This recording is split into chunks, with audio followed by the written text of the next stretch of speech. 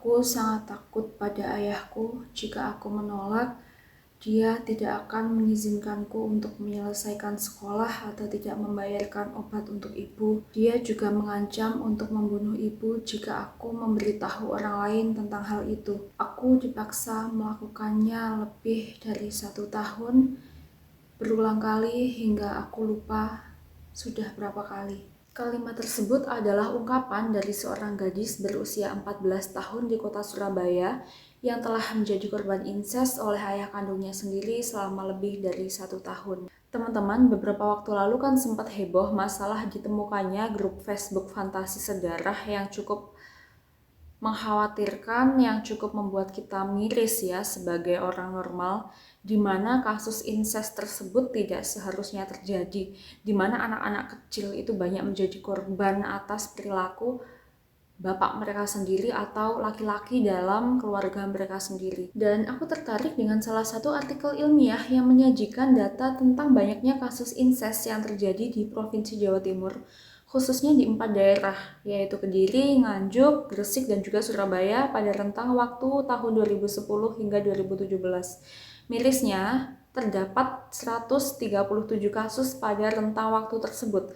Dan ini kan masih Jawa Timur dalam lingkup kecil ya, belum Jawa Timur secara keseluruhan, belum lagi Indonesia secara keseluruhan. Coba kalau diakumulasi ada berapa kasus? Dan yang paling miris dalam penelitian ini, sebanyak 137 kasus tersebut, 77%-nya dilakukan oleh bapak kandung sendiri. Sisanya 10% dilakukan oleh kakek, 9% oleh paman, dan juga 4% oleh saudara laki-laki. Kan nggak masuk akal ya, seorang bapak loh bisa kayak gitu ke anaknya. Usia pelaku incest dalam penelitian ini kebanyakan berada pada rentang 30 hingga 50 tahun, sedangkan korbannya sendiri kebanyakan berada pada rentang 10 hingga 17 tahun dengan presentase 75%.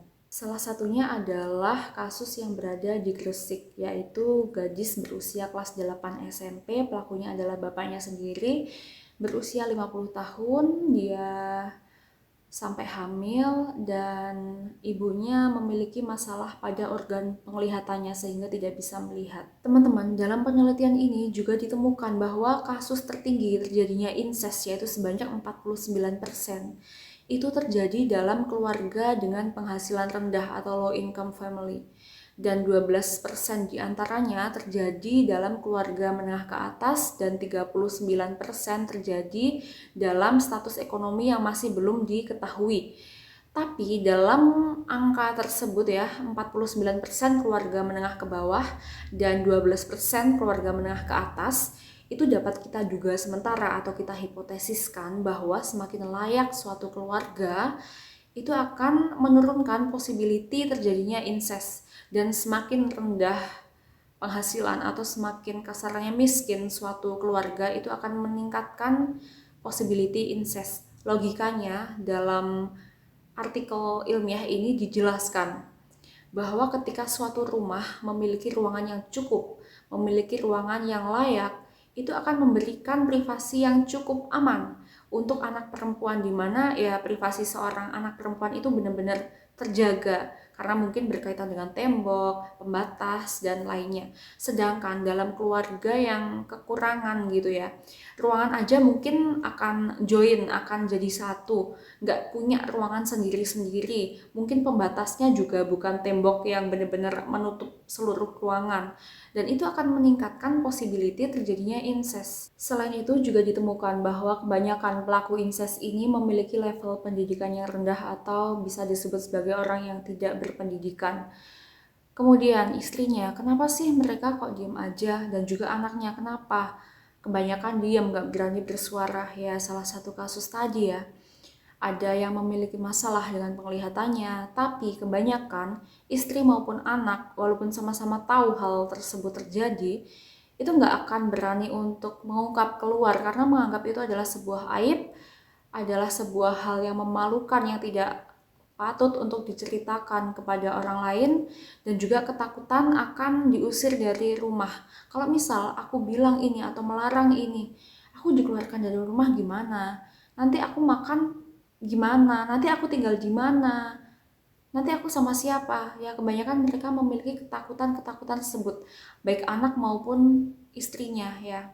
Mereka helpless. Dan dari kasus ini aku jadi belajar teman-teman bahwa ternyata level pendidikan dan juga status ekonomi sangat mempengaruhi cara berpikir dan juga cara berperilaku seorang manusia. Ya, nggak semua orang memiliki kemampuan untuk menempuh pendidikan formal. Nggak semua orang bisa untuk menjadi kaya, tapi adalah tugas kita, adalah kewajiban kita untuk selalu berusaha mendidik diri kita sendiri. Toh pendidikan saat ini sangat mudah didapatkan. Dari HP kita bisa belajar membaca, tinggal kita tuh mau untuk belajar atau enggak, atau kita cuma cari hiburan-hiburannya aja.